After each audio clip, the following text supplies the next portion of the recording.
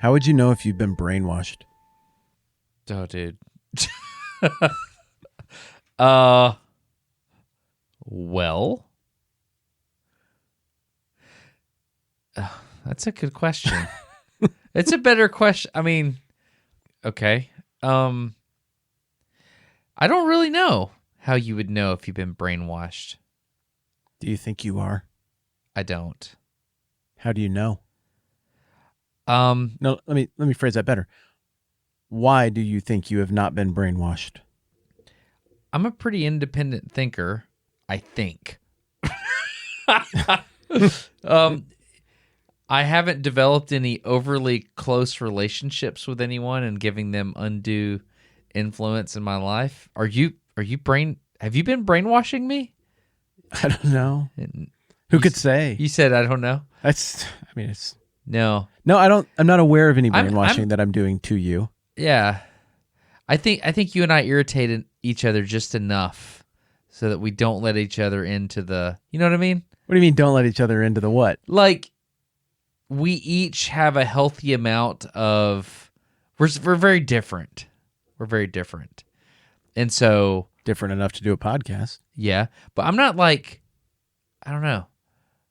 I think for someone to brainwash you, you would kind of have to idolize them, or you'd have to, Oh, really? I don't know about that. I don't know. I'm just trying to think about how I've seen. That's maybe one avenue to that. That's not the only way into a person.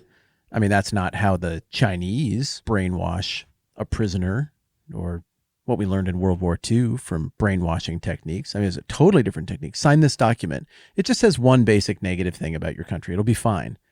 That's not idolization or sycophantic. And then they turn that around and make you identify as, oh, you were a traitor, and you should wear that as your label now.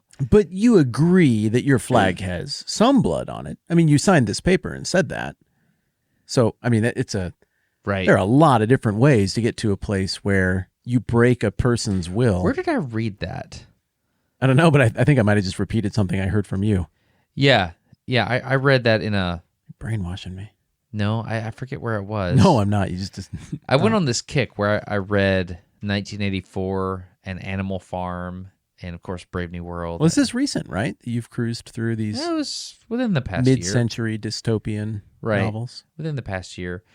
But I forget what I read that was telling me about that. We're going to talk about Hate Inc. That's exactly where I'm going. Okay. But I think the question of brainwashing is an important one before we get into this book that we read and that we invited people to listen to in audiobook form on Audible. This Matt Taibbi. Is that how you say his last name? I think it's Taibbi. Taibbi. I'm going to keep going with that, called Hate Inc.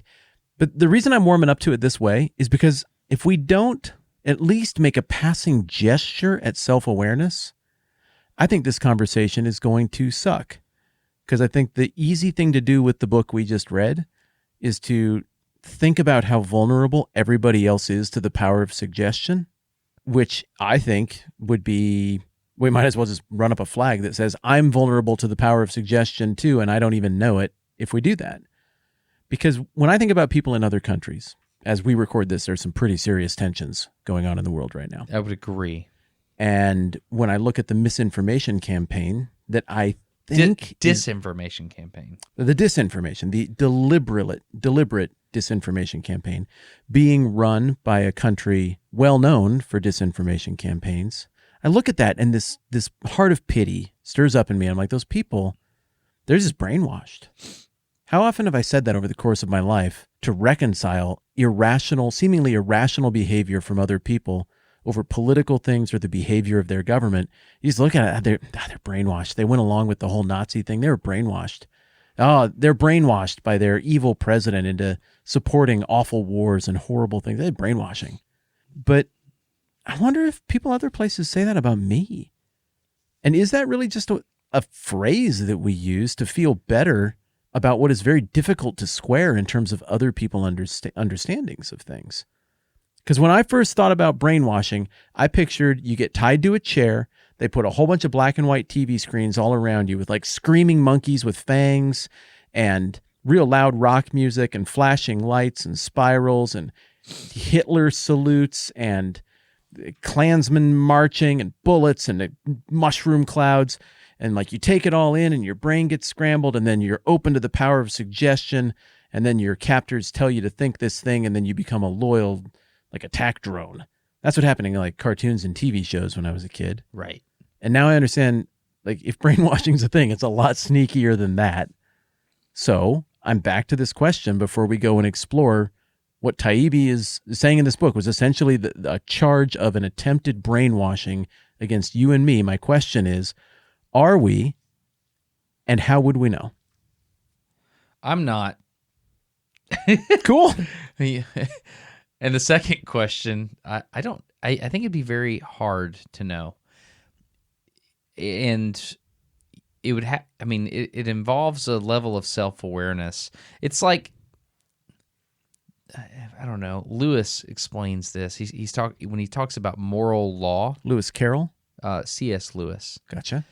When he's talking about moral law, he's talking about the music. You have music on the page, but you have the notes that are being played, and the music on the page is something altogether separate. It's like this authority that's above the music that guides how it should be. And he says they're not even on different planes. The reason I think about this is, if you're in the fight, you're in the mix. If someone were trying to influence you and you weren't aware of it, it would be on this completely different level, completely different plane, and it would be hard to see. It's kind of like your kids when they're really young, you know? When you're like, hey, it's time to go to bed. They're like, no, I don't want to go to bed. And then you gradually get them to go to bed using any number of techniques. They don't get it. They have no idea what you're doing, what you're going for. You're going to ultimately get the results you want. But, they're not really willing participants. But doesn't brainwashing necessarily intone the idea of a dogmatic, adult-level ideological commitment more than just a singular innocuous behavior like bedtime? Like that's just sort of social conditioning to be compliant and cooperative with the immediate family community you live with. When we talk about brainwashing, we're not talking about, we've all been lied to. We don't have to go to bed at 10. Guys, we could go to bed at 10:15.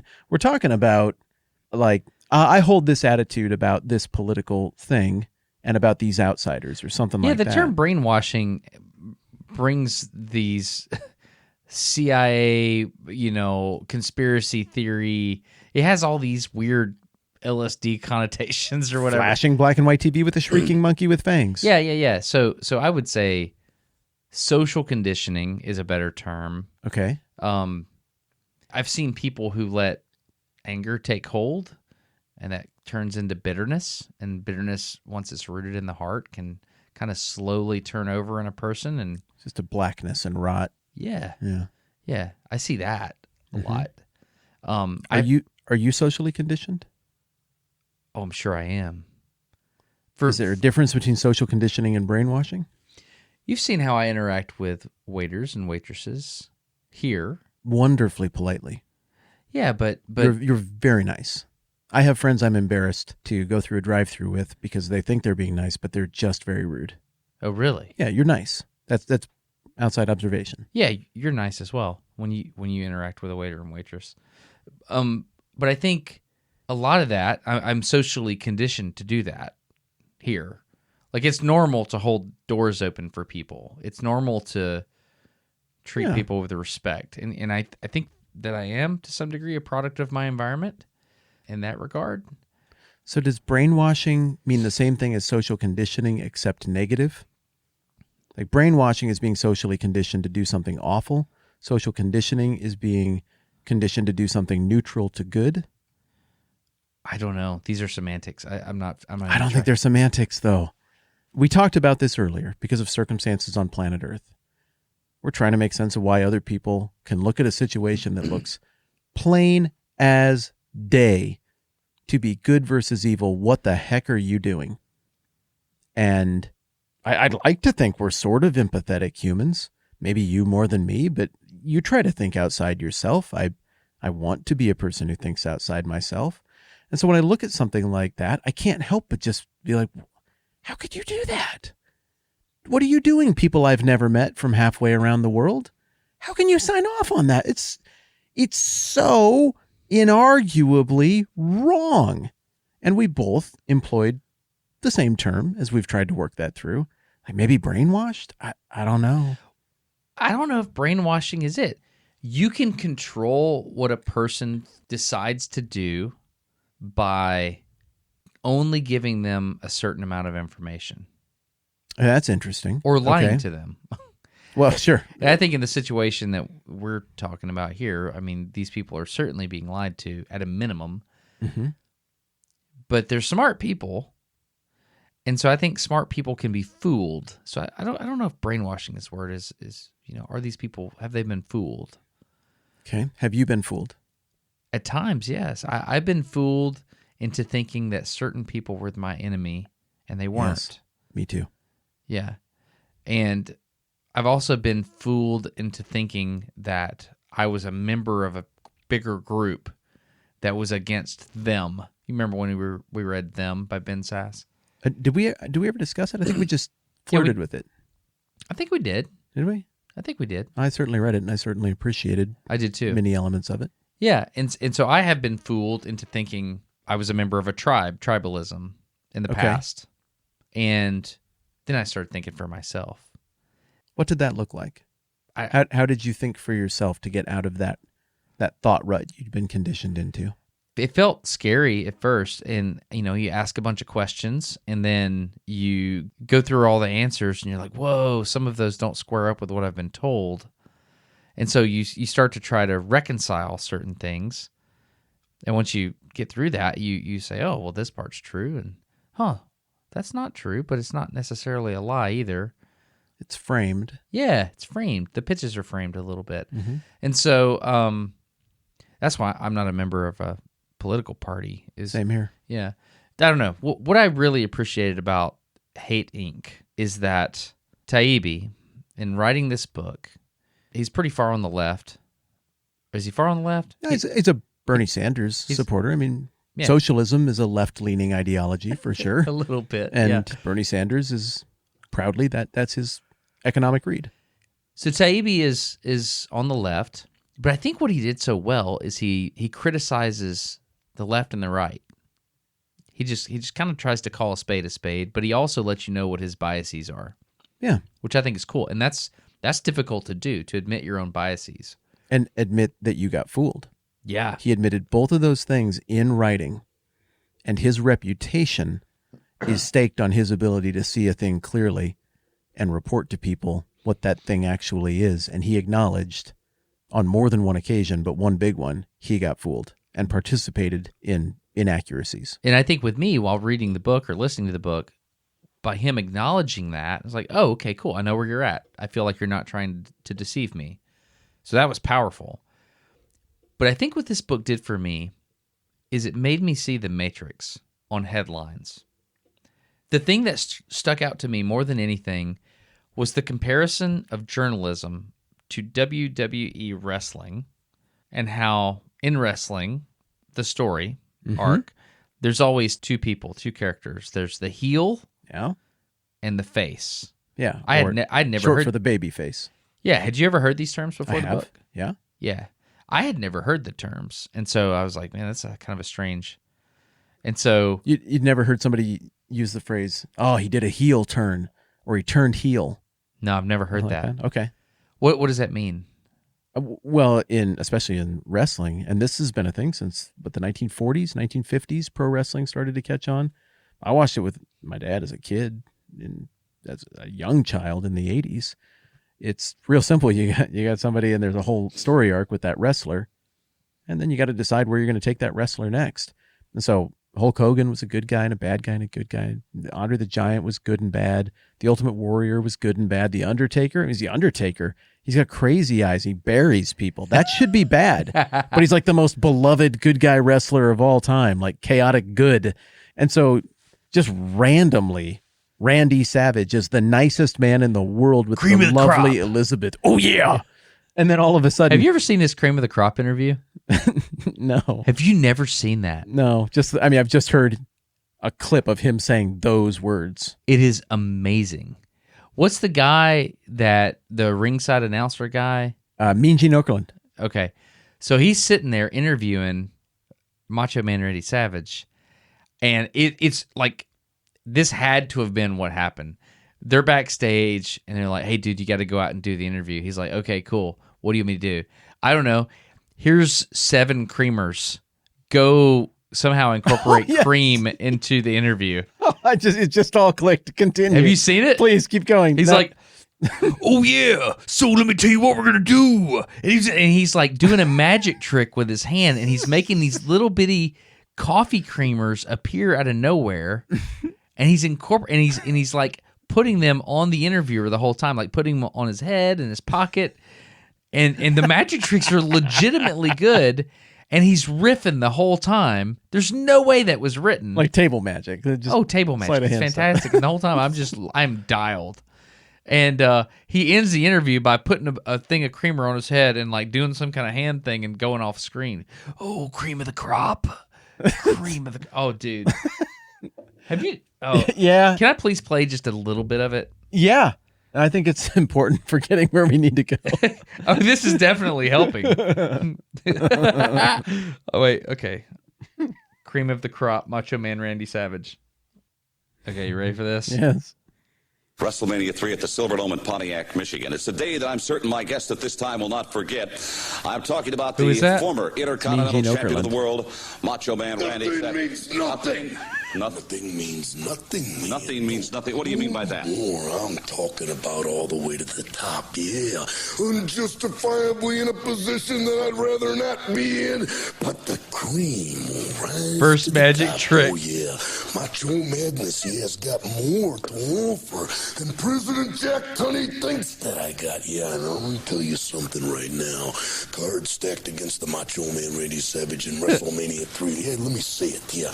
Let me say it out loud. Say it out loud. And let me point to the president of the World Wrestling Federation. The Macho Man Randy Savage is not happy with your decision. Not happy with I am the cream in the World Wrestling Federation. And there is no doubt about it. It occurs to me that these are not good magic tricks now. Cream of the crop.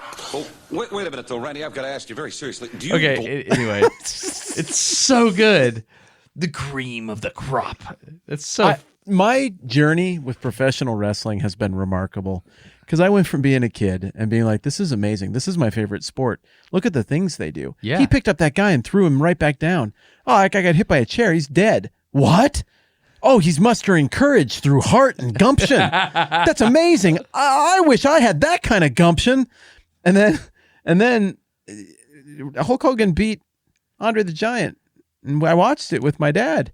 And then the next morning I got up and I got out the Fort Collins, Colorado and the sports page. And I was going to clip it out like I did when the Royals won the World Series. And I was like, Dad, it's not in the paper. And Dad was like, well, son, this is going to be hard for you to hear. It turns out it's all fake. What? Oh, well, I hate wrestling. And then time goes by and you make stuff on the internet and you're talking to cameras and microphones and stuff. And now you look at it and like those guys could just do that stuff off the cuff. That guy's wearing that ridiculous outfit. He's absolutely ripped. He can do flips and jump all around and stuff. It's all improv. And he just riffed that thing and it was money. They're intelligent. They're brilliant. And so, yeah, full circle. These are the best, most impressive people on earth, and we should all strive to be like them. They're absolute monsters. These are the best, most impressive people on earth, and we should all strive to be like them. Who was your guy? I liked Bret the Hitman Hart. Yeah. An Have we had awful this lot. conversation? I don't know if we have or not. I feel like we've had this conversation. Yeah, I liked the Ultimate Warrior an awful lot. Jimmy Superfly Snuka. Oh, he was real cool, too. It was him and Jake the Snake. Jake the Snake scared me, but I kind of liked it. Oh, I liked Brutus the Barber Beefcake. We have talked about this because I've told you that before. Yeah. He had those big lawn shears. We've talked about this. Hey, jerk, what are you going to do with them? Did I tell you what happened with the cat sounds the other day? You did not. Okay, this is what happened with the cat sounds. Are we in? Hold on. I heard the jingle. Are we in an ad? I don't care. Okay. I want to tell you about the cat sounds. Okay, It's I'm super sorry. important. I was just wondering because I heard the jingle. Anyway, go ahead. Well, if you heard the jingle, then we're in an ad. Okay, Which got one it. is this? I don't know. This is, Go. well, I'm looking. This episode of No Dumb Questions is brought to you by Stamps.com. We're super excited about that because it's a new thing, and I'm super excited to tell people about it. But I got to tell you this other story first. Okay, go. Like this is urgent. Okay. All right. So our house, it was screwed up, and we all got displaced out of our bedrooms. Some stuff broke, and we had to fix the house. I'll tell you more about that later. So everything's chaotic. It's weird, and the pets were like screwed up. They just messed with them or something. So they're making weird noises and stuff. Well, my cat, who's awesome, he was troubled, I guess, that he couldn't get into the room where we were sleeping. He's not allowed in there anyway. This is Tormund. This is Tormund. Yeah. I Kissed know by your cat. fire. Yeah. From beyond the wall. Yeah. And so he's not a psycho. He's the best cat I've ever seen or heard of, ever. He's just unbelievable. He's my pal. He doesn't ride on my shoulders if I'm wearing a T-shirt, but if I put on a flannel, he's like, oh, I can ride on your shoulders on that. And he just climbs up there, and like a little pirate cat, he just rides on my shoulder, just like all day long if I'll let him, if I'm in a flannel, but not if I'm in a T-shirt, because he knows. That's pretty good. He's a great cat. Oh, he's Yeah. great. Well, he was upset by something, and so he was yowling. He doesn't do that much, but you know, the wow, wow, like that I hate kind that. I hate that. of. It ain't sexy. I don't like it either. Yeah. So he's doing that, but I sleep real hard. Camilla, not as much, and so I guess she was bothered that the cat was yowling, and you know, I don't blame her. Woke her up. Well, then I get a call from the insurance guy who's helping me figure out how to get our house fixed and all that business. Not a big deal. But he calls, and I can tell like he's a young guy, and I can tell he really wants to get things right. Like he's really on top of things and just doing an excellent job, but like very important to satisfy the customer and do this by the book. Very committed to professionalism. Like you can't joke with this guy. Okay. And he's great. Super impressed.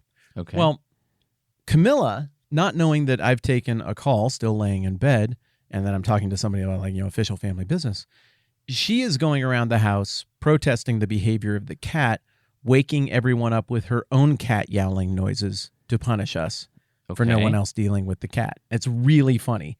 She's All going right. like, she's fully committed. So she's just walking around the house, wow, wow, like making, and I know the guy can hear it, so I'm trying to talk real quick whenever she does it, but there's no getting around it. Like it's just this shrill cat sound that a person is making with their mouth. And the dude from the insurance company finally, he's like, I am so sorry. I'm so sorry. I can't focus because of the cat sounds. Was he mad at Camilla? No, this is where it gets awesome. He's like, I'm embarrassed. I apologize. I'm a little flustered. I don't know what's going on. My phone is just blowing up. People are texting me. That's my text notification. I put a cat sound on there. I thought it would be funny. It's my wife. And he I thought didn't it was tell his him. phone? I didn't tell him. I just let him think that he screwed up. Okay, there, it's muted. We should be fine. And by that point, I'd given the Camilla the kill sign. All these calls are recorded for quality assurance. It's like you wish you could get a copy of that. I'm sure in Europe you could because of their laws. If you say so, I don't know how it works. What does that have But anyways- to do with stamps.com? Nothing. Yo, Okay. wait. No, it does. Because Camilla, who makes a mean cat sound, Yeah. Yeah. she does with so much care and precision and kindness. She just takes the lead on spontaneously sending stuff to all of the patrons on 10-minute Bible hour. Like just every Yeah. now and then we just send stuff out to everybody, like whatever level, just whatever. Yeah. And so she signed up for a stamps.com account when we started doing this because she's like, we need to be able to do this from home and it needs to be simple. And she totally cracked the code with this and made it like super, super easy to manage all of it and budget all of it and make it go. And she's raves and raves about it. And it's the only thing that she'll use when she does the mailings for 10-minute Bible hour. And she was in the cat story. That's how it connects to stamps.com. Is that a Whitman family vouch? Yeah, it's a Whitman family vouch, like a hardcore Whitman family vouch. Like That's she awesome. went from not a stamps.com customer to incredibly loyal after like one business interaction. I am a patron of 10-minute Bible hour, and I have received mailings from you. Those came from stamps.com? They did. Well, they came from Camilla, but she used stamps.com to send those to you. Oh, interesting. You know what else? What? There are some people listening right now who opened an envelope one time because they were patrons of the No Dumb Questions podcast, and they reached in eagerly anticipating getting a cool enamel pin, but instead got a fistful of warm mayonnaise. I remember that. And Yeah. that was also sent using stamps.com. Was it really? So what is the promo code and how does it work? Like what do you I don't know, how does this work? This is the first time we've worked with stamps.com, so I'm going to read the thing that they wrote. This is well written. It's good. I think it gives you the whole story. This is it. Stamps.com brings the services of the U.S. Postal Service and UPS right to your computer. It's a must-have for any business, whether you're a small office sending invoices. Hey, it's like 10-minute Bible hour. A side hustle, Etsy shop, shipping out orders, or just navigating this hybrid work life. That's what it says. Stamps.com can handle it all with ease. No wonder over 1 million businesses choose Stamps.com for their mailing and shipping. Stamps.com lets you compare rates, print labels, and access exclusive discounts on UPS and USPS services all year long. They did a really good job of working in the phrase Stamps.com several times to that. I thought that was good, like, so you know what we're talking about. Well, what is the offer? There's normally an offer like you get a discount or you get a something. What is it? There is, and it's killer good. If you go to Stamps.com and use the promo code NDQ, you get a special offer that gives you a 4-week trial, free postage, and a digital scale. And you just get all of that for a month. So you can get started with it. You can figure out how it works. You can discover why it's awesome, like Camilla did. And I did that. And Wait. I have my scale right Hold here. on. Wait, what? You said free postage? Like how much free postage? I don't know, but I feel like we got a little bit of free postage even without any kind of promo code or anything back when we did it several years ago. And it was enough to notice. According to the thing here, it says you can print actual postage from your own printer, and it saves you money on the process, like 40% off the United States Postal Service. How do they do that? And rates up to 76% off UPS. They must negotiate like a big group deal or something. That's amazing. Well, yeah, because I bet that's it. Because, I mean, you got to figure that more mailing happens when you can skip the hassle of going somewhere to do it, and you can handle more of it yourself. So there's savings there, and it looks like, yeah, you do the Stamps.com thing, you just get a cut of the savings. I made a lot of things. That's good. Okay, so here's the promo code. Go to Stamps.com, click on the microphone at the top of the page, and enter NDQ for a 4-week trial, free postage, and a digital scale. No long-term commitments or contracts. That's really good. That is totally true. The no long-term commitments or contracts thing, that is real. We were able to go in and out of it as we needed to because we had a big break between two of the things that we sent out. Yeah, that's super important to know. Awesome. Well, thank you very much for the story about Camilla meowing and the guy thinking that it was his phone. And also thank you for the new sponsor, Stamps.com. Yeah, no kidding. They've been doing this for a long time, 20 years. It's worked awesome for us. Again, go to Stamps.com, click on the microphone at the top of the page, enter the promo code NDQ for a 4-week trial, free postage, and digital scale. Thanks to Stamps.com for being a new sponsor and supporting the program. And thanks to you for supporting the program by supporting the sponsors. The thing about wrestling is that the face and the heel. So the heel is the bad guy, the face is the good guy. Right. So when Taibbi explained this in the book, everything clicked.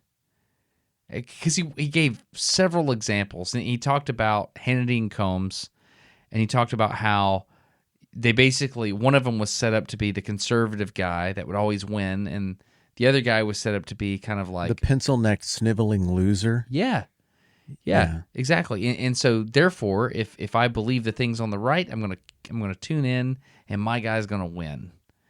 And then every once in a while, we'll let the other guy make a good point, just so it seems like this is a fair fight, but it's not. And if I like the guys on the left, I'm going to watch it to be like, you idiot, I could do so much better. Like watching a game show to see the guys get it wrong. So you could be like, I could have solved that puzzle.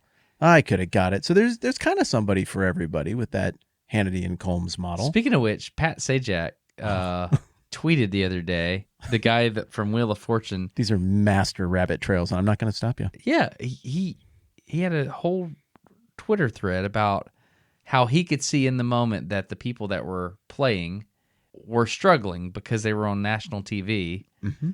I think the clue was feather in the cap. Cap. Yeah. and they guessed feather in my hat or something like that. Which is a phrase. Yeah, it is. Don't want to be a feather in your cap. And so they got it in wrong, your hat. and then they froze up. Don't wanna- Anyway, honey, so he was like, honey. look, nobody wants to be on a Twitter thread Could go either for way. this stuff. You know, sometimes Yeah, it's hard yeah. in the moment. He said, go easy on people. It was thought that- nice. It was really nice. Yeah. But, A question for you on the WWF, WWE thing, though. yeah. Why did the people who invented and perfected this genre determine that there was no value in having a wrestler who's like a reflective centrist who could kind of see the points the heel is making, but also is sympathetic to the babyface and maybe would like to reason this through in between punches? Why did they figure out that didn't play? Because it's wrestling. You go for the conflict. The point is the conflict. The point is the conflict. It's a zero-sum game. You win or you win, but there is no way to divide the win. And further, did you ever do a play in high school, like a stage production? Not in high school, but I did in, like middle school. What part you play? Well, in kindergarten, I played old Mr. Garrett pulled the carrot from the ground. Did you pull a carrot from the ground? I did. Nice yeah. job. Yeah, it was pretty good. You Yeah. Horse kicks tree, farts on two dogs, and runs away. Best YouTube title ever. It delivers. Old Farmer Garrett pulls a carrot from the ground. Pull on the carrot top, just- the carrot top pull. Yeah, that's exactly what I showed up for. I wanted to see it happen, and you delivered. It happened. Well yeah. done. Yeah, it was great. So why did you ask me if I was in a play? Well, if you've ever been in a play or ever paid attention to a stage production, you know there are certain things that just have to be bigger because it's the nature of in-person viewing. As film took over from stage productions, what we found is that early on, everything was in a box and everything was filmed like you would just film a play. Do this 18-minute scene, we'll have a camera. Act the whole thing. You watch a play or a film now, and you might be on somebody's face 6 inches from them. You don't even see their full jawline as they mug and emote and breathe and a little sigh, and you can see their pores and the sweat start. Like, it's so intimate that great subtlety is acceptable because you can communicate that subtlety at that range. With wrestling, you're not by these people. You're a far, far ways away, and big theatrical actions are kind of all you got to communicate what's going on. There isn't tight enough proximity for nuance. And so I think the medium is the message, as is so often the case. The medium of wrestling, the size of the ring, the space where such a thing would happen, also sort of forces things into simple morality play levels. Good guy, bad guy. Nuance guy could be really fascinating. Nobody could be close enough to get that character. You can't understand him. It's hard to communicate nuance with big theatrical gestures and punches. And so that character just goes away. Maybe part of what Taibbi is pointing out is that when it comes to the WWE-ification of the social wars and the politics and all of that, is that we're just simply not in close enough proximity to have nuance guy be interesting or compelling. It's just not the nature of the medium. You can't get close enough to even encounter that character who might be interesting and compelling. Well, I think Taibbi's point is that conflict sells. Yes. And the way that you fabricate conflict is by creating the good person and the bad person. I mean, I think you're right. It's hard to get nuanced guy, or I'll call it the middle road. The middle road, there's a reason you don't see any like moderate extremist. Or extremist is not the word. Like, I mean, that was Extreme moderate. Extreme moderates. There you Yeah. go. Thank you. I appreciate that. Yeah, because what are you going to do? I mean, what are you going to rally about? I just think it's interesting. And the people that are loudest are usually out at the edges. It's just a strange thing the way. And even for you to say that, though, is to some degree a place where maybe we have been a little bit socially conditioned. To imagine that this whole thing is somehow a spectrum or even an XY axis. Yeah. No, it's not. Yeah. It's just not. And so we always think like, oh, you got the heel, you got the baby face. Those represent the poles. There's nothing beyond that. Don't even worry about going out there. And in the middle, that's the other option. And it just seems like, man, I've met so many people. There's so many things. There's so many calculations and complexities about life. It's a sphere of possibilities. It's a universe of possibilities of what people think about different things, what pressures they're feeling, what they think or imagine might be solutions, their understanding of mores and morality and social norms. There's just so much more than good guy, bad guy, middle guy. But even for this conversation, it would have made the book too difficult to even really go much beyond good guy, bad guy, middle guy to flesh out all of the other things that are excluded by this very narrow Overton window of thought that's really nonsensically simplistic. And Overton window is the accepted ideas that can be, right? Yeah, yes, thank you. Another thing that he points out is that these are the articles that are going to sell better. So, like, people are going to put eyeballs on the most controversial stuff. Yeah. I know this to be true for myself. If I see a person that does something scandalous, I am more likely to read it. Why is that? And so, to Taibbi's point, he says, I mean, that's the kind of thing that people want to read. And so, if you have a kind of a boring news day, have you ever noticed this? They'll just fabricate something. Yeah. I mean, like, I've seen where a recent trend is journalists will quote some angry person on Twitter, and then they'll say, some are saying, yeah, you know what I mean? Yeah, so-and-so takes heat over remarks that, wait a minute, So takes heat. who are they taking heat from? Yeah, And yeah. Why does it matter? Like, you're going to take heat over writing that article. Should we make an article about journalist at suchandsuch.com takes heat for writing article about someone taking heat for this thing they said? Like, is it news every time someone takes heat from someone else? Or has a position. Anytime someone has a position, you can spin it to whatever. So I feel like I can see the Matrix now after reading this book, and I cannot say that beforehand. It's like I would read the news and I'd be like, oh, and it would shape how I should think about it. Oh, this is happening, and oh wow, yeah, I can tell by the adjectives and adverbs in this article that this is bad. How can they be so stupid and evil? It's very clear what should happen, and clearly they're not. They must not be good. And so, or idiots. I think I fell for that. And to get to your brainwashing intro, I think to some degree I was easily influenced and easily duped. And so now when I see a headline, not the article, but just the headline, I can instantly see it. And I'm grateful to Taibbi for teaching me that. And so much, in fact, that I actually pay for his Substack feed. I thought that would be good to contribute to what he's doing there. That's a good idea. Yeah. I can't say that I read everything he writes, but I felt like, hey, he's trying something different here, and I want to support it. I think it's like a few bucks a month. And so I've done it for, probably 4 or 5 months. I've probably read 2 articles that he's written, but he puts out quite a bit. So anyway, I think it's really interesting that now I can see an article because of reading this book, and I can instantly say, okay, this is the heel, this is the face, and this is what this journalist is trying to nudge me towards. Yes. I can see those 3 things. Yes. Just by reading the article. Just by reading the headline. Yeah, thank you. Just by reading the headline. And if that's all the more, if you can do that by reading the headline, there is no point to the article because there's no information in the article. The headline is the article. Right. Yeah, exactly. That's interesting. But I do read the article oftentimes, and it's usually the next to last or the last paragraph. Well, they'll say something that almost completely negates. Yes. Yes. Oh, by the way, this wasn't really confirmed by, or, however they do it. 4 other peer-reviewed studies came to the exact opposite conclusion. Wait, what? They don't quite say that, but they... Don't they? We know what we're trying to say. Basically, if you read the actual article, which you should stink and read the article, oftentimes the complexity of the argument is very, very shallow. Right, but if the headline is prominent politician from party X slams prominent politician from party Y over remarks regarding hot topic Z, there's nothing to read. That isn't news. That isn't information. They're selling the fight. Yes.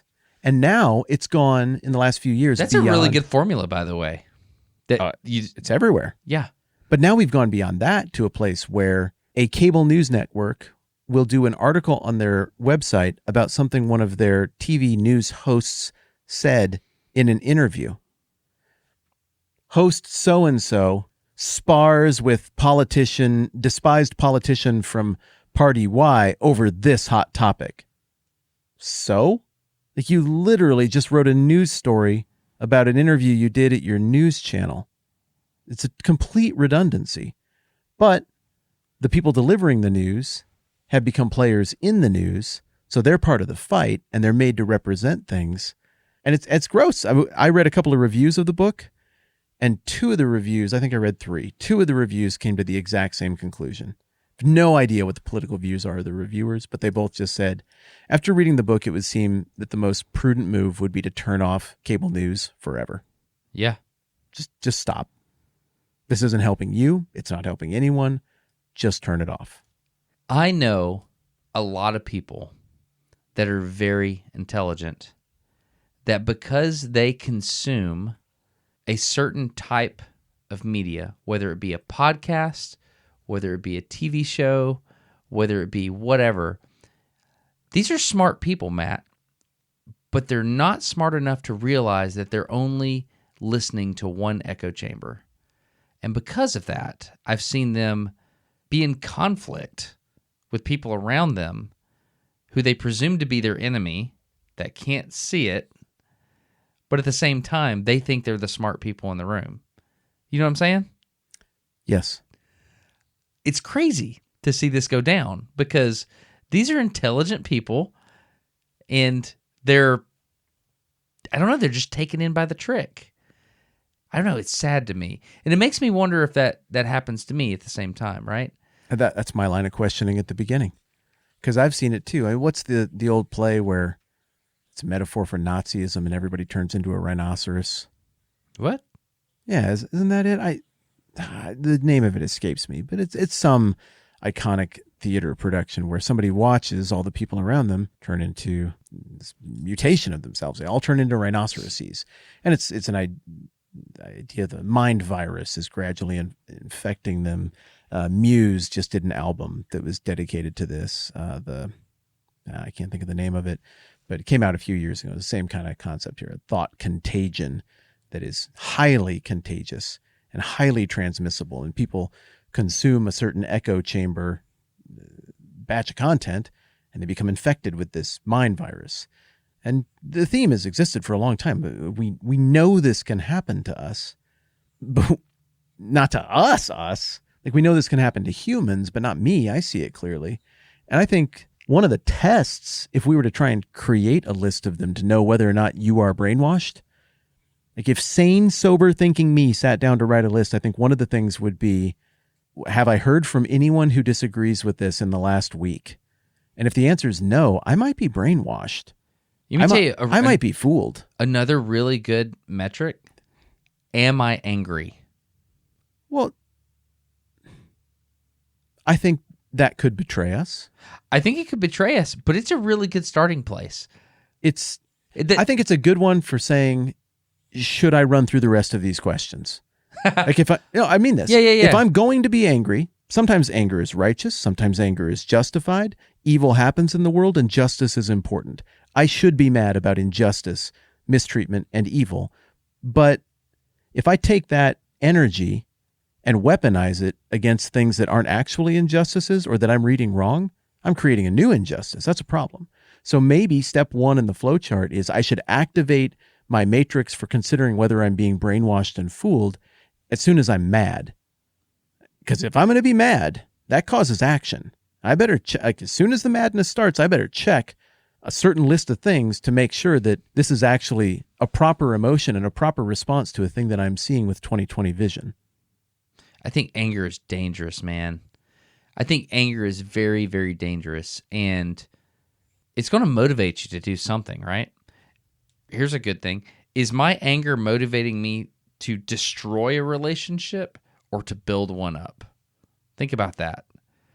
So, like, if my anger is like, man, I need to get people together and we need to talk about this, I think that's good.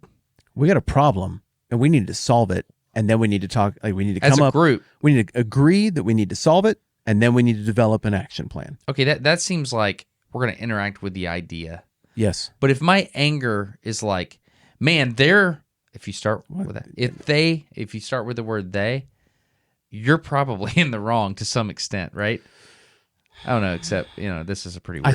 I think it's a red flag. Yeah, I'm not prepared to go with you all the way to say that it's an immutable truth of the universe. This is what, and you're not saying that either. I'm not wasn't saying fair that of me. I apologize. My point is, I'm trying. You remember when we were talking about disinformation and we were talking about the nudge? Like if you feel, heck yeah. If you feel that like you're being nudged to be angry, or if you feel like you're being nudged in a to way despise your neighbor. Here's the deal, man. I talked to I talked to several experts, and there is a playbook for disinformation. Taibbi's book is not talking about disinformation, but there's a playbook for how to sow chaos. So I'm going to go down one path, and then I'm going to come back and say that we're doing it backwards. And then I'm going to talk about what Taibbi is actually pointing to. Right. Okay. So in disinformation, the playbook is go into the chat room, look at what's being discussed, and then the first thing you do is you reduce the cognitive complexity of the discussion.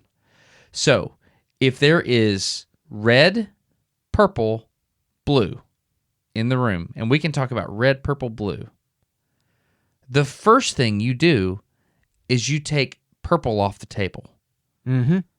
You say, oh, no, you can't take that position. You've got to choose. Don't even invite it to the debate. Don't even include it in the polling. No. You can only have red or blue. Mm-hmm.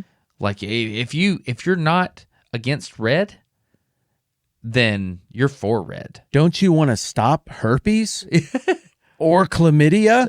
Like your what voting feels like video? Yes. Yeah. You can't stop them both. I'm sorry. Yeah, you have to do one. So I think that's step one, reducing the cognitive complexity of the discussion. Step two is to divide people up into sides. Once you get them in a tribe, so we've reduced the cognitive complexity, now start putting people in one of the two buckets. If you can get them in a bucket, then you move on to step three, which is personal attacks. Oh, yeah, that is what a blue person would say. Oh yeah, red, the red idea, right? Oh, just like those people at this rally that I saw. Yes. So and then people are married to it because metaphorical blood has been shed. Yeah, well, I mean, you signed the thing. Well, not yeah, the point my of country diminish- does this. What's it called? It's called the sunk cost fallacy. It's sunk cost. Well, that's it. Well, You put you've your chosen name a side. next to it, and you said awful things, or you weren't willing to sell out your friends who stuck up for you on a small thing, and now you're into you got to burn it down with other people. So that's literally a playbook. Like 3 easy things. Okay, yeah, reduce the cognitive complexity, divide people up, and then start with the personal attacks. That's how you wreck whatever. Okay, so what Taibbi is saying is that because more eyeballs are going to be on articles that have a heel and a face, then we already have reduced the cognitive complexity. He's not saying this exactly, but we've already reduced the cognitive complexity of the argument, and you've got to pick. And oh, by the way, I've already picked for you because that's the face right there. That's the baby face. That's the good guy. This is the heel. You don't want to be that. And so we're already to step two. And the reason this is happening is because of advertiser funding. Yes, because it's just clicks. The more eyeballs we can get on this, the more money the periodical or the website or whatever it is gets. Therefore, they get more money, and you're a more, air quotes, successful journalist. Yeah. And so that is what causes media to be bombastic, and that's why these awful things do so well. Yes, the environment makes things look the way they do. If I go up in the mountains outside of Lander, Wyoming, and I'm at 10,000 feet fly fishing, the trees all look a certain way on the downwind side of the mountain. They curve a certain way, they move a certain way, they get to a certain height. They shed needles in a certain way. I can just tell about what elevation I'm at because that's what a forest looks like right here. I go up just a little bit to a place where the wind hits and the air is thinner. The environment makes those trees look twisted up and bent and grotesque. You can still tell it's kind of a tree, but it's a product of the pressures that it's under. Likewise here, this is a product of the pressures that we're under. You and I both know what kind of stuff scores on the internet. Yep. And especially in my field, man, just doing like raw educational stuff, it's not the way to do it. And don't get me wrong, I'm so grateful for how many people are willing to turn out and hang out with me and do the stuff that I get to do. But I can't help but just cast an eye from time to time at people who don't put their face on a video and then just rant about how dumb and awful everybody else is who believes in God the wrong way. Man, that's a million quick views. Just put a picture of like the fires of hell up for 95 minutes and do an uninterrupted rant about whatever your opinions are. I look, it's a terrible microphone. Like I look at that sometimes and I'm like, who has an appetite for this? And then I go, oh, me. Because it feels good when people agree with me and burn something else down. I might not agree with this person, but there's something alluring about how right it makes you feel that somebody else is so very, very, very wrong. This is primitive. It's lizard brain. It works. We know that all of the machine learning algorithms we encounter in all the different platforms that we interact with, we know it likes controversy. It likes skin. It likes controversy. It likes a little bit of violence. And it's not that it likes it. It's that we have trained it to like it and to put it in front of us and to favor that. And if we did long form complex cable news where we go through with a whiteboard and we work through all of the variables that should be taken into account when working through a difficult question, and then carefully and cautiously with respectful language work toward a handful of proposed solutions, that's C-SPAN stuff. Nobody's going to watch that. And we all know it. What do you mean by C-SPAN stuff? I mean, if you want to know what's going on with your government, you can. You can just watch C-SPAN. You could get it all there if you wanted, but there's a reason nobody watches it. Because you want someone else to sift through it and curate it for you and tell you what it means and make sense of it, because it's too much. And you want to feel like you're informed. Well, Taibbi talks about this. But you can't be. There's 330 million people in this country, and we're just one of the countries.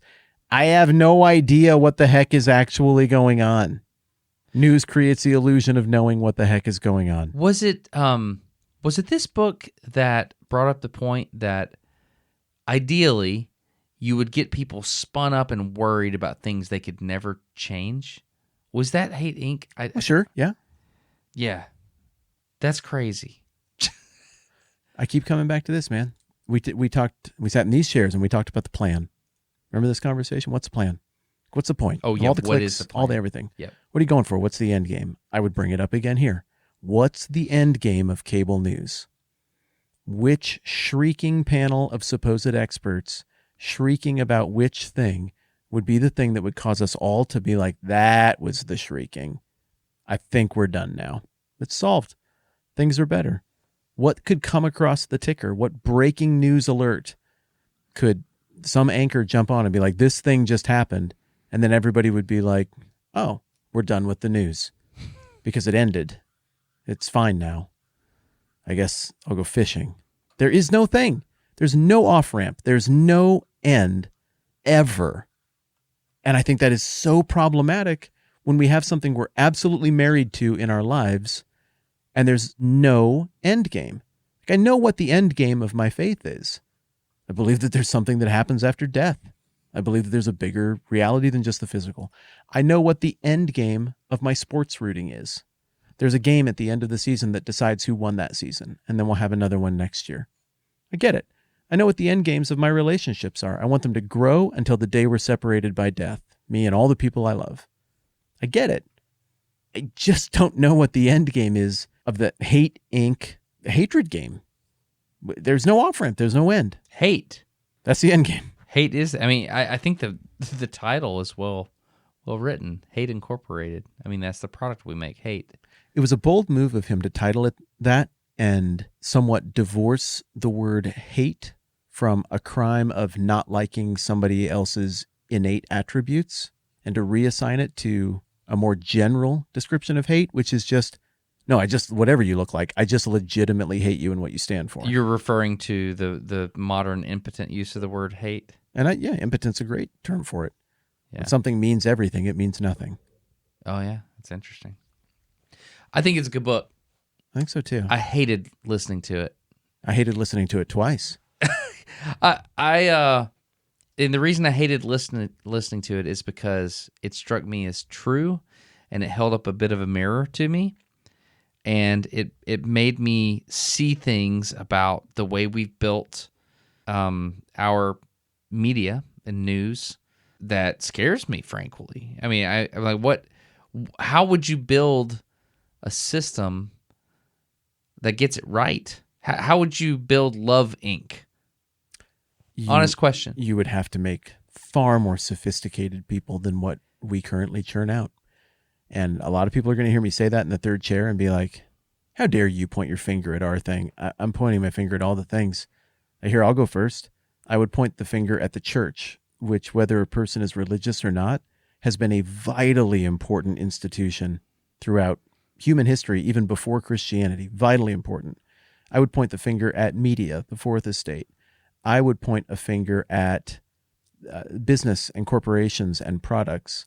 I would point a finger at politics. I would point a finger at education. I would point a finger at all of these institutions that seem hell-bent on reducing people to what money they can get out of them and how to make them a cog or a vote in support of whatever their idea is. And so it takes a degree of patience and empathy and compassion for other people, something I often lack, in order to look at a situation and say, there is what seems to be a problem. We're going to need lots of people to solve this problem, and we're going to need to think about it in a way that lots of people will find agreeable so that we can actually pull it off. This is so simple, but we can't execute it. Why? Well, at some point, we just have to look at ourselves and be like, because we're not bright? Because we choose not sophistication at every turn over patience and thoughtfulness? I mean, I do. I mean, you put me alone in a room with my device. Sometimes I'll pick complex things, but too often my brain just wants what's easy. I just want to feel better for a minute. Give me a game that gives me quick affirmation, or give me something funny that takes my mind off it. Oh, that's fine. The diversion culture is fine. I don't think we can institution our way to this. I think it is a personal, human character, even spiritual discipline question that we have to want information to be right. We have to want to not hate our neighbor.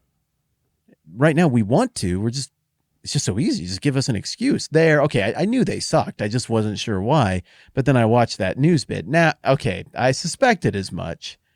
We have to want our neighbor to be awesome, and want our neighbor to thrive, and want our enemy to thrive and to experience joy and fullness and growth and change, and acknowledge the possibility that we might be someone's enemy and we might need to grow and change. That just isn't the culture we're building right now. We're building one. I mean, these are great corporations. They do great market research. They give us what we want. They're not tricking us into being someone who wants to hate. I gave a talk recently. I was asked to speak somewhere, and I did. I think a lot of times people that invite me to do that want to, hear the YouTube guy, science guy talk. Sure. But I gave a talk about mercy, kind of. Like Pat Sajak Wheel of Fortune tweet thread mercy? A little bit like that. My point was this, and I'll fast forward. I mean, it was a hour-long deal, but this was my point.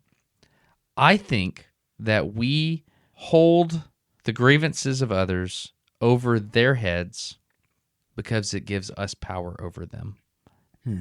I think that's what we're doing. And I think if I can imagine you to be some evil, whatever, then that makes me superior to you. And even if you say, hey, my bad, I screwed that up, please forgive me. It's better for me in terms of power if I choose not to forgive you. And I'm like, yeah, I don't know. We can't trust, in private conversations. Yeah, but we can't trust that guy because he did this. You remember that? Yeah, I mean, he says he's better, but I mean, he did do that. We don't forgive. We hold things over people indefinitely. And that's our way of having power over other people. And this was my point. We perceive that we are fighting in defense of what is right and what is true, but we're actually the aggressor because we are the one being offensive and holding that weapon over people. I got a whole thing on that. I thought for a better part of a month on that. I need to write all that down, maybe on Substack. I got through the armor. You started talking about that, and I started thinking about some things I could have handled better. I can think of a couple of examples, 2 recently, that involved me looking at somebody get something wrong, and they did get it wrong. It was a trust violation. And I looked at that, and even though I think they felt bad about getting caught and doing it, and probably wanted to change, I'm not sure my reaction helped, because my reaction inside was, I now know you will do that. Like a bear that's tasted blood. Bear gets taste of human blood, you're going to have to put that bear down. You got to find it, you got to track it, you got to kill it, because it's going to want more. But people aren't bears.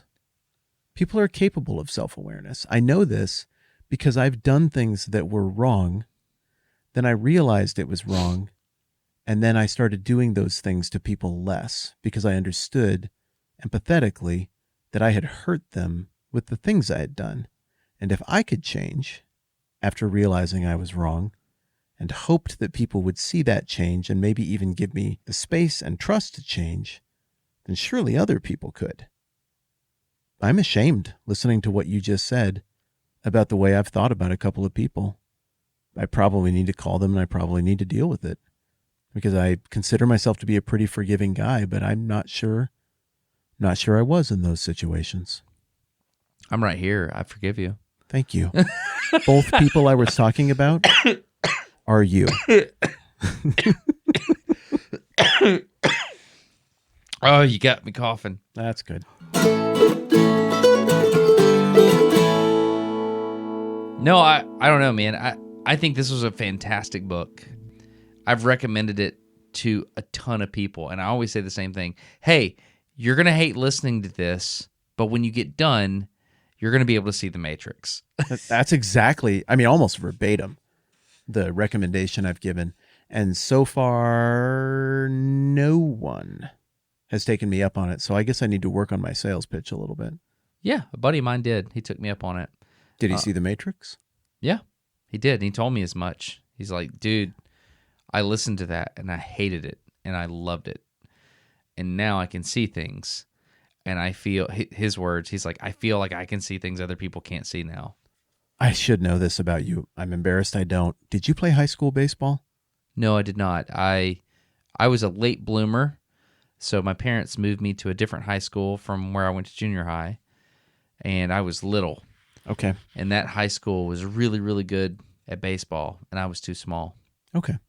I think you'll still track pretty easily with where I'm going with this. But when you get to that level, which is usually sophomore, junior, that's varsity baseball, where you start to face pitchers consistently who have a repertoire. They've got at least 2 pitches at a competitive high school level.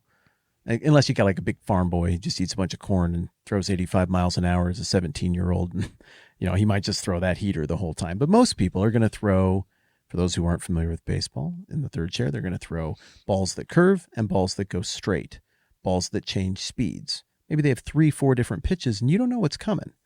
And the distance between the pitcher and home plate is very short. And so you're always getting hit with just the next pitch, the next pitch, the next pitch. And you're trying to catch up and read it and react quickly. If you can't react well, you're bad at baseball and your team loses. If you figure out how to react to it and you can read quickly what's being thrown at you, you're a very effective hitter. That's the trick. Recognition is how you get hits in baseball. What you discover as you play high school ball and then especially in college ball where the pitchers are much more sophisticated at outfoxing you, fooling you, you'll realize that some of these pitchers give away what they're going to do. So I threw a pitch that's called a knuckleball, dig my fingernails into the ball, and it looks just like a fastball. Everything about the windup until the ball comes out of the hand, and then it doesn't spin. And it's very disorienting for a hitter. It's much slower than a fastball. It's very disorienting. I found out partway through a season, that pitch started getting hit. It just knocked all over the field. Nobody could hit that knuckleball. I was dominant with that thing for the longest time. And I mused over that and tried to figure it out. And what I discovered, thanks to a friend who was watching me real close, is he's like, hey, you're doing this like beaver bucktooth thing where you bite your lip when you're throwing the knuckleball. Really? Watch a little bit of video. Sure enough, every time I threw that knuckleball with my mouth, I was imitating digging the nails into the ball.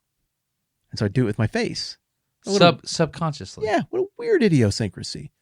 Well, deception is the only thing you got with a knuckleball. If you know it's coming, it's just a really slow hittable pitch. And so I'm giving up hits on my out pitch. Well, how about that? So I stopped doing it. And everything's fine again.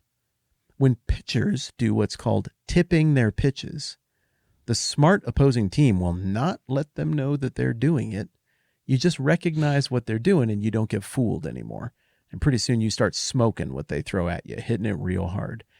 I feel like the advantage for me coming out of Hate Inc. is somebody identified how the pitcher is tipping their pitches. And I see exactly what you're doing. And now I got the bat ready and I can put that ball in play because I'm not getting fooled and trying to react, swinging, hitting on my heels. Now I'm on the offensive because I see what you're doing and it's going to be tougher for you to get a ball past me. You still might, but I got a way better chance after this book. Oh, I like that. So in your metaphor, defending the plate would be keeping the lies or the influence from getting by you. There you go. I like it. I see your tricks. You got 4 or 5 pitches in that repertoire, and now I know what they are, and I can see them coming. That's awesome. Yeah. Would you recommend this book to people? Oh, golly. I've recommended it left and right. Yeah, it's crass. It's foul. Matt Taibbi's got a writing style that I happen to really like. I'm not offended by anything. So I like that he just lets it fly with the language and the quotes and the jokes. So I wouldn't recommend it with the family, but I'd recommend this to anybody who is in this mess right now and feeling like something is off. It will help. I feel the same way. On balance, off balance doesn't matter. As a cup of creamer falls off his head. It's so good. Yeah, that's so good.